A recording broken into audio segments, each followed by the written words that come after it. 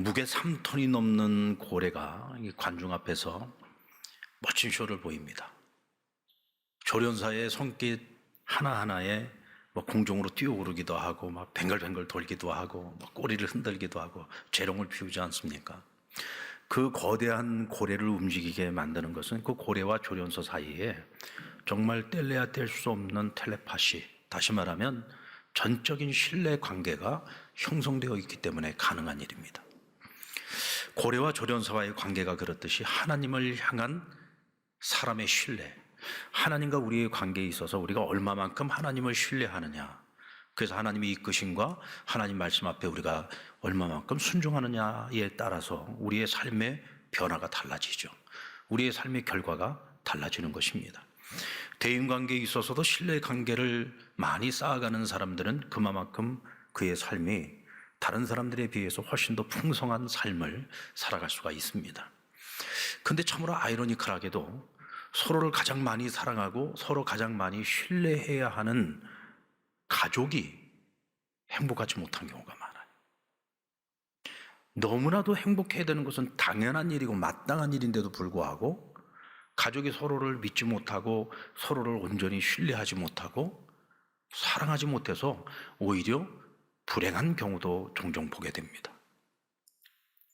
부부가 결혼을 하는 순간서부터 의심하고 서로 미워하는 부부는 없습니다. 허니문 부부들을 보면은요, 영원히 당신만을 신뢰하고 사랑할 것 같다 그런 따끈따끈한 눈을 가지고 서로를 바라보죠.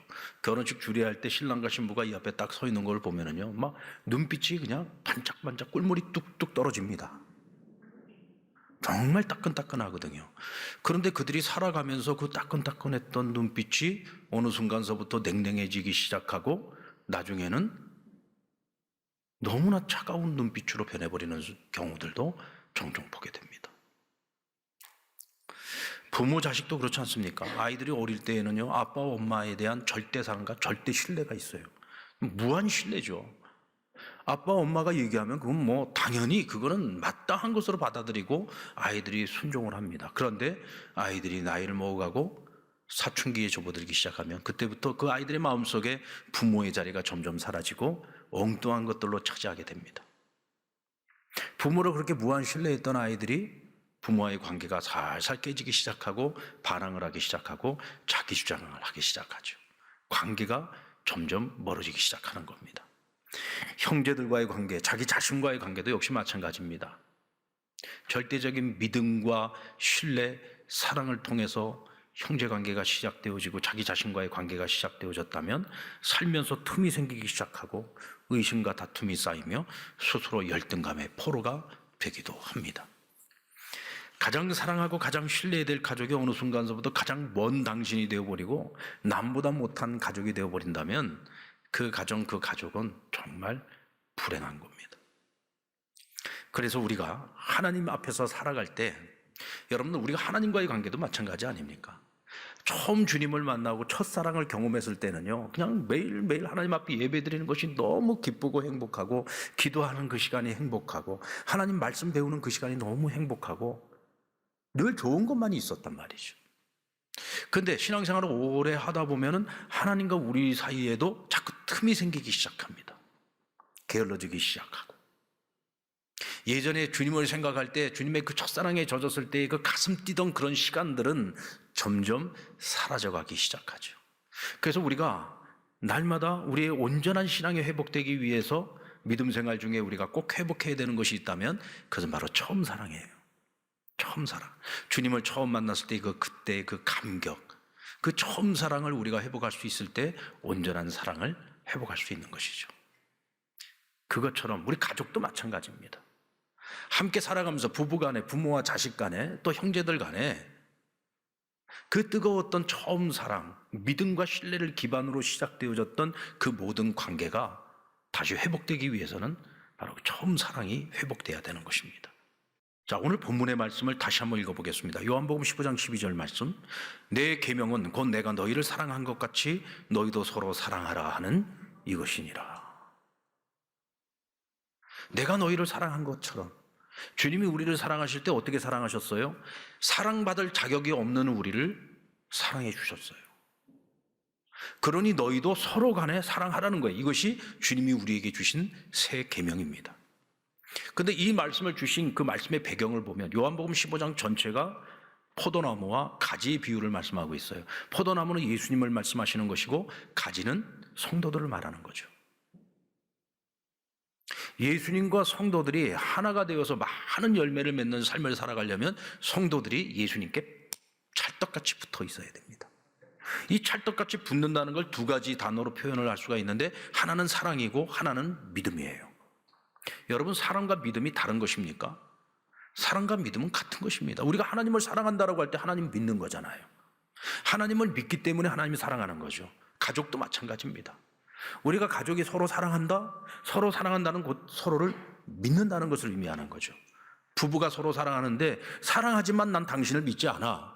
이건 거짓말이죠. 사랑하면 당연히 믿어야 되는 겁니다. 믿기 때문에 사랑하는 것이죠. 맞습니까? 우리가 가정 안에서 서로 사랑한다는 것은 서로를 믿는 것이고 이 관점에서 우리가 어떻게 하면 우리가 잃어버린 믿음을 더 회복할 수 있고 어떻게 하면 잃어가고 있는 사랑을 더 회복해서 보다 건강하고 행복한 가정을 이룰 수 있을까? 먼저 우리가 부부관계 속에서 생각을 해봅니다. 부부관계의 시작은 사랑으로 시작을 하죠. 사랑은 곧 믿음입니다. 서로 믿기 때문에 사랑해서 결혼을 하고 가정을 이루는 거죠. 저희 딸아이가 작년에 결혼했습니다. 27살에 결혼을 했는데 27살짜리 신랑감을 데리고 왔어요. 요즘 보통 30 넘어가지고 결혼하는 경우들이 많은데 아이들이 아주 젊은 나이에 제 짝을 제대로 딱 찾아온 겁니다. 처음 만나는 날 저는 두 사람이 만나는 것을 허락해 주려고 마음을 먹고 있었습니다. 그런데 우리 신랑이 되려고 하는 친구가 아버님, 상견례 날짜를 잡아주십시오. 제가 놀랬겠습니까? 안 놀랬겠습니까? 두 아이가 만난 지가 몇 년을 사귄 게 아니라 몇 개월 만났는데 두 사람이 서로에 대한 아주 절대적인 믿음이 있는 거예요. 그래서 어떻게 두 사람이 그렇게 믿음을 가지고 결혼까지 생각을 했느냐 하고 물었더니 하나님께서 그렇게 말씀하셨다는 거예요.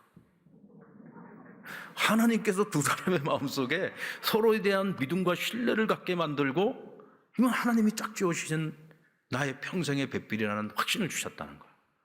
제가요 거기 무너졌습니다. 아니 목사가 하나님을 내세우면서 하나님이 그렇게 하셨다는데 제가 어떻게 안 믿습니까? 아멘 하고 제가 믿고 바로 상견례 날짜를 잡아가지고 그렇게 두 사람이 결혼하게 됐는데 근데 두 사람을 보면서 제가 느낀 것은 뭐냐면 두 사람이 서로를 바라보고 서로를 신뢰하는 마음, 믿는 마음이 너무 간절하더라는 거죠. 왜 그럴까요? 거기 무슨 다른 설명이 필요하겠습니까? 사랑하니까 믿는 거고 믿으니까 서로 사랑하는 거죠. 그렇게 해서 둘이 부부가 되었습니다. 앞으로 그 두 사람이 살아가는 데 있어서 앞으로 두 사람에게 주어진 숙제가 있죠. 그 숙제가 뭘까요? 그 믿음 변치 않고 사는 겁니다. 앞으로 일평생을 같이 살아갈 때 서로를 믿고 불신하지 않으면서 끝까지 사랑하면서 살아가는 거죠. 근데 여기서 중요한 것은요, 서로를 믿어 주어야 한다는 거예요. 때로는 믿기 어려운 상황이 올 수도 있습니다. 부부가 같이 살아가다 보면은요, 때로는 상대방을 신뢰하기 어려운 상황이 찾아올 때도 있어요. 그럼에도 불구하고 어떤 상황 속에서도 부부는 서로를 믿어 주어야 한다는 거죠. 끝까지 믿어 주어야 하는 것입니다. 근데 여기서 중요한 것은 믿는 것과 믿어주는 것은 다릅니다. 주님께서 우리를 사랑하실 때에 믿을만 해서 우리를 사랑해 주신 것이 아니에요. 믿을만 해서 우리를 믿어준 게 아닙니다. 도저히 믿을 수 없고 도저히 사랑할 수 없는 우리를 그럼에도 불구하고 사랑해 주셨고 그럼에도 불구하고 우리를 믿어주신 거죠.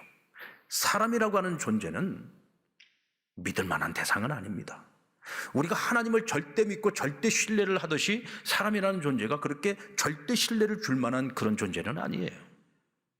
그래서 믿는 것이 아니라 우리는 믿어 주어야 하는 것입니다.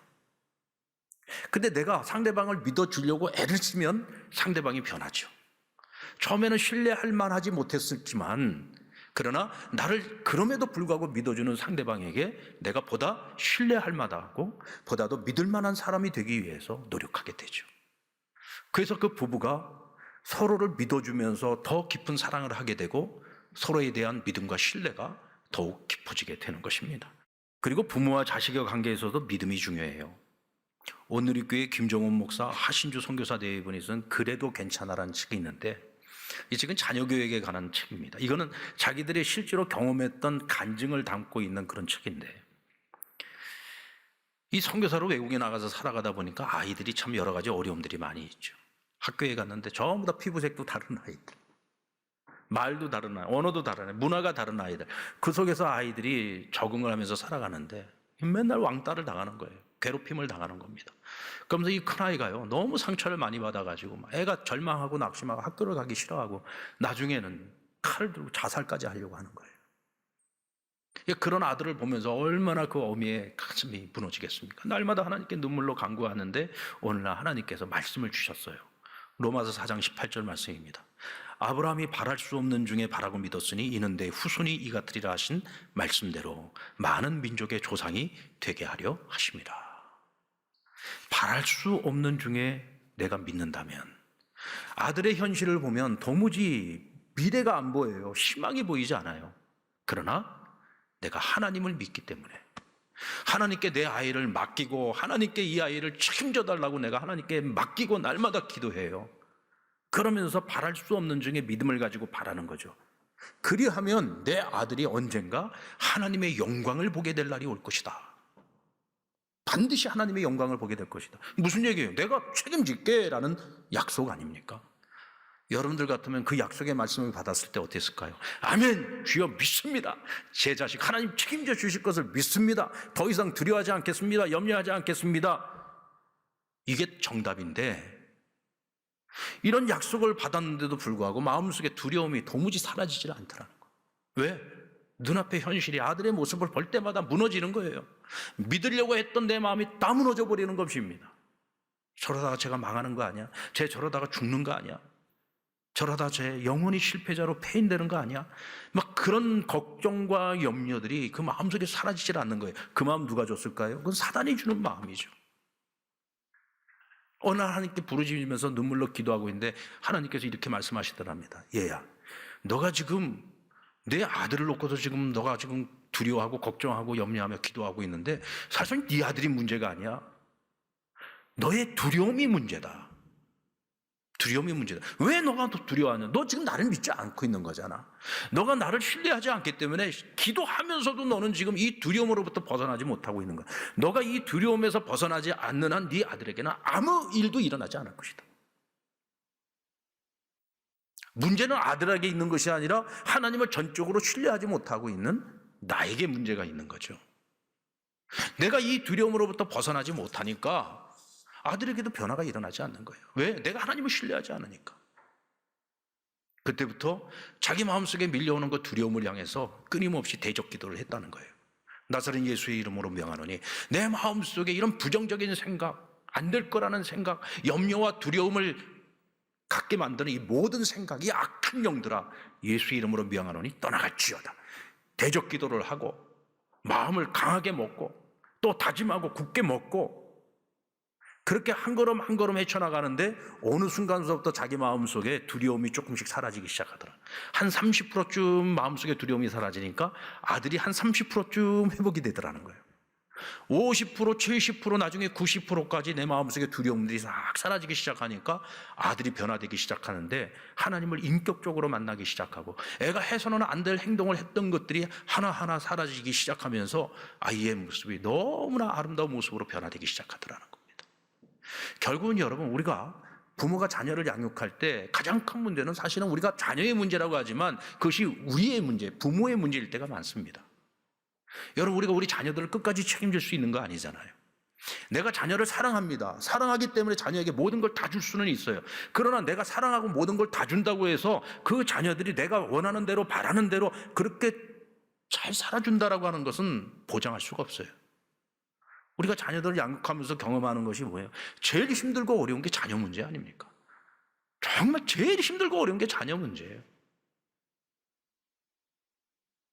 내가 별로 해준 것도 없는데 내 자녀들이 정말 내가 한 거에 비해서 너무 잘 커졌다. 이건 정말 하나님의 은혜입니다. 그건 진짜 감사하셔야지 돼요. 정말 감사해야 돼요. 그러나 대부분의 가정들이 늘 자녀들은 기도 제목이잖아요. 그렇다면 자녀들이 기도 제목이라면 우리가 절대적으로 믿어야 될 것은 뭐예요? 하나님을 믿어야죠. 내 기도를 들으시는 하나님, 내가 내 자녀를 온전히 하나님께 맡겼으면 그 하나님을 믿어야지 되는 거예요. 그리고 기도로 키운 자녀들은 절대로 잘못되지 않습니다. 반드시 하나님이 그 아이들의 인생을 책임질 것이라는 믿음과 확신을 가져야 되는 거예요. 아멘. 그래야 우리가 우리 자녀들을 바라볼 때 믿음의 눈을 가지고 볼 수 있는 겁니다. 그래서 여러분 절대로 우리 자녀들에게 눈총을 주면 안 돼요. 눈빛을 줘야 됩니다. 눈총이 뭡니까? 의심하는 마음으로 아이를 바라보는 거잖아요. 결국은 그 눈총은 아이를 망하게 만드는 거예요. 눈총 받으면서 자란 아이들은요, 성인이 되어서도요, 항상 사람들 눈치를 보면서 살아갑니다. 왜냐하면 자기 자신에 대한 자신감이 없어서 그래요. 그러니까 나중에 성인이 되어서 사람들과 대인관계를 맺을 때에도 눈총 받으면서 자란 아이들은 다른 사람을 믿지 못해요. 그러니까 관계가 자꾸 틀어지고 깨어지고, 관계가 깨지니까 인생 사는 것이 고달퍼지고 힘들어지는 거죠. 그러나 따뜻한 눈빛, 신뢰의 눈빛을 받으면서 자란 자녀들은 자신감이 있습니다. 우리 부모가 나를 항상 믿어줬어. 내가 그렇지 못할 때에도 나를 믿어줬어. 그 따뜻한 눈길, 나를 믿어주었던 눈빛. 그러니까 이런 아이들은 자신감이 있어요. 내가 따뜻한 눈빛을 받고 자랐기 때문에 다른 사람을 대할 때에도 따뜻한 눈빛으로 대할 수 있고, 다른 사람들 믿어줄 줄 알고 신뢰할 줄 아는 겁니다. 그러니까 대인관계에 있어서도 좋은 열매가 있을 수밖에 없는 거죠. 여러분, 탕자가 집 나가가지고 완전 거지꼴이 됐습니다. 그리고는 집으로 다시 돌아왔잖아요. 여러분들 같으면 탕자 처지에 여러분들 집으로 다시 돌아가겠습니까? 저는 이 말씀을 가지고 한번 묵상해 봤어요. 어떻게 탕자가 집으로 다시 돌아갈 생각을 했을까? 만약에 그가 집 떠나올 때 아버지로부터 눈총을 받고 나왔으면 절대로 안 돌아갔을 것 같아요. 근데 탕자의 아버지는요, 그렇게 철없는 아들인데 아버지가 돌아가시다는데 유산의 절반을 달라고 하는데, 그런데도 유산을 줬어요. 그건 무슨 얘기냐면 이 유산 가지고 가서 이 철없는 아들이 잃어버릴 거 빤해요. 그러나 이것을 잃어버리고서라도 이 아들이 철만 들 수 있다면 이 가지고 돈 아무것도 아니라는 거죠. 아들에 대해서 무한 신뢰의 눈빛을 준 겁니다. 따뜻한 눈빛, 믿음의 눈빛을 준 거예요. 그 집에 있는 하인들을 대할 때에도 항상 자기 아버지는 눈총을 주는 아버지가 아니라, 눈총을 주는 주인이 아니라 따뜻한 눈빛을 주는 그런 자비로운 주인이었던 거죠. 그런 아버지를 보고 자랐던 탕자였기에 모든 것을 잃어버리고 이젠 더 이상 어디 갈 곳도 없는 탕자. 내가 살 길은 아버지밖에 없다. 아버지는 내가 돌아갔을 때 절대로 나에게 눈총을 주지 않을 거야. 비록 내가 정말 철없는 아들이고 모든 것을 잃어버린 불효자 중에 불효자이지만 그럼에도 불구하고 아버지는 나를 여전히 따뜻한 눈빛으로 봐줄 거야. 그 믿음이 있었던 거죠. 왜요? 떠나올 때도 아버지는 나에게 눈빛을 주었기 때문에 그렇습니다. 여러분들, 내 자녀들이 잘 되기를 바라십니까? 왜 이렇게 아멘 소리가 작습니까? 이미 내 아이들은 다 컸으니까 뭐 이제는 뭐 이미 다 잘 됐는데, 아니요. 끝까지 살아봐야 아는 겁니다. 다시 한번 묻습니다. 여러분들 자녀들이 잘 되기를 바라십니까? 네. 절대 눈총 주지 마십시오. 째려보지 마세요. 아이들은 눈총을 주는지 눈빛을 주는지 기가 막히게 합니다. 여러분의 자녀들에게 따뜻한 눈빛을 주십시오. 그리고 형제들과의 관계에 있어서도 이 믿음의 빈틈이 생기지 않도록 깨어 있어야 됩니다. 예수님에게도 여러 형제들이 있었습니다. 그런데 성경에 보면 그 형제들이요, 예수님을 믿지 않았어요. 어쩌면 가족이어서 더 믿기가 어려웠을런지도 모릅니다. 그런데 우리 예수님께서는 그 형제들을 끝까지 믿어줬습니다. 언젠가는 저들이 나를 하나님의 아들로 믿을 날이 올 거다. 결과는 어떤 결과가 났습니까? 예수님의 첫 번째 바로 밑에 동생인 야고보가 예루살렘 교회 초대 감독이 됩니다. 마가의 다락방에서 120명의 문도가 함께 모여가지고 성령의 오시기를 기다릴 때 그 120명 가운데 예수님의 가족이 포함되어 있었어요. 어떻게 그런 일이 가능해졌을까요? 불신했던 사람들이, 믿지 않았던 사람들이 어떻게 그 자리에 있을 수 있었을까요? 예수님 부활하신 후에 제자들에게만 나타났던 것이 아닌 거죠. 가족들에게도 찾아갔던 겁니다. 주님 포기하지 않으셨던 거예요. 그래도 믿을 건 혈육 아닙니까? 그래도 형제들이잖아요. 그들을 향한 주님의 사랑 포기하지 않았습니다. 그들을 향한 믿음 포기하지 않았습니다. 결국 그 믿음이 그들로 하여금 예수님이 한 형제였지만 그를 하나님의 아들로 믿고 그 예수 그리스도의 복음을 위해서 자기 목숨까지도 내어놓는 믿음의 길을 그들이 끝까지 걸어갈 수 있었던 겁니다. 서로의 믿음, 서로의 사랑을 위해서 끊임없이 함께 노력해야 되는 거죠. 여러분들, 사랑의 회복을 위해서, 첫사랑의 회복을 위해서, 보다 건강하고 행복한 가정을 이루기 위해서 모든 관계 속에서 우리가 반드시 해야 되는 첫 번째 일은 서로를 믿어주는 겁니다. 의심하지 않고 서로를 신뢰해 주는 것입니다. 그러나 그것만으로 끝나서는 안 되죠. 그래서 주님 뭐라고 말씀하시죠? 내가 너희를 사랑하는 것처럼 너희도 서로 사랑하라 그랬어요. 서로 사랑. 누군가는 먼저 믿어주는 일을 시작을 해야지 됩니다. 오늘 또 예배 끝나고 집에 가서 당신 오늘부터 나 믿어줘야 돼. 이러면은 오늘 설교는 빵점짜리죠. 어떻게 해야 됩니까? 여보 미안해. 오늘부터 내가 당신을 어떤 일이 있어도 어떤 경우에도 내가 먼저 당신을 믿어줄게. 이렇게 나와야 되는 거죠. 아멘. 네, 지금 벌써 부부간에 서로 막 네가 먼저 해라, 네가 먼저 해라 막 지금 치르고 있는 부부들도 눈에 보입니다. 절대로 그러면 네가 먼저 하면 그렇게 되면 안 되고 내가 먼저 믿어줘야지. 그러면 상대방은 어떤 반응을 보여야 됩니까? 상대방이 나를 믿어줄 때 나는 정말로 믿을 만한 사람, 진짜로 신뢰할 만한 사람, 상대방이 내가 아닌데도 불구하고 믿어주는 것이 아니라 정말 내가 믿을 만해서 나를 믿어주고 내가 신뢰할 만한 사람이어서 나를 믿어줄 수 있는 그런 사람이 되기 위해서 애쓰고 노력해야 되는 거죠. 오늘 또 설교 듣고 난 다음에 오늘 이 자리에 혹시 자녀들 같이 오신 분들, 우리 자녀들이 이제 또 집에 가서 아빠, 이제부터 아빠가 나를 믿어줘야 돼. 나에게 따뜻한 눈길, 나에게 믿음과 신뢰의 눈빛을 보여줘야지. 그러면 그 자식은 오늘 말씀 잘못 들은 거예요. 오늘 집에 가서 뭐라고 얘기해야 돼요? 아빠, 내가 그동안 아빠에게 믿을 만한 자녀가 못 돼, 신뢰할 만한 자녀가 못 됐던 거 죄송해요. 오죽했으면 저에게 눈총을 주셨을까? 내가 이제부터는 정말 아빠에게 신뢰를 줄 수 있는, 믿음을 줄 수 있는 그런 자녀가 되기 위해서 노력하겠습니다. 그러면 아빠가 미안한 마음 가지고 앞으로는 너에게 절대로 째려보거나 눈총을 주지 않고 오로지 너를 사랑의 눈빛으로 보아주마. 그러지 않겠습니까?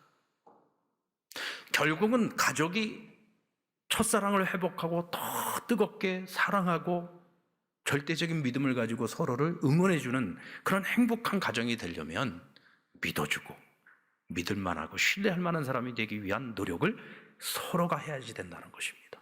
아멘입니까? 이때 우리 상남의 모든 믿음의 가정들이 하나님 보시기에 기뻐할 만한 가정, 행복한 가정. 우리 상남의 모든 가정들이 행복해진다면 우리 교회가 행복해지지 않겠습니까? 그렇다면 우리 상남교회는 행복한 하나님의 나라가 되는 것입니다. 이 일을 위해서는 여러분 우리가 배워야지 됩니다. 우리는 결혼해서 아이들 낳고 그냥 열심히 살아가다 보면 가정이 행복해지겠지라는 막연한 생각을 가지고 우리는 결혼을 하고 가정을 꾸리고 뭐 50이 되고 60이 돼도 그렇게 살아가는 경우들이 많이 있어요. 그런데 정작 뒤를 돌아보면 우리가 너무 많은 틈이 만들어져 있고 행복보다는 여러 가지 근심, 걱정, 염려, 두려움 그 가운데서 불행하다고 생각하는 사람들도 많이 있을 겁니다. 그럼 우리가 배우지 않아서 그렇습니다. 23일서부터 25일까지 이막순 목사님이 보내오셔서 말씀 주시는데 미국에서 상담학을 공부하셨고 CTS에서 상담학 강의를 계속 해오신 분입니다. 목회도 굉장히 잘하시는 목사님이에요. 우리 교회 이번 이 부흥회를 위해서 기도하면서 열심히 준비하고 있습니다. 어떻게 하면 우리가 보다 더 행복할 수 있을까? 여러분, 부모만 노력해서는 안 됩니다. 자녀도 노력해야 됩니다. 부모와 자녀가 다 함께 와서 함께 말씀 듣고 어떻게 우리가 서로 간에 소통할 것이고 어떻게 우리가 사랑을 회복할 것이며 어떻게 보다 건강하고 행복한 가정을 이루어 갔을까? 배우고 실천하는 가운데 그런 행복한 가정은 이루어지고 만들어질 수 있는 것입니다.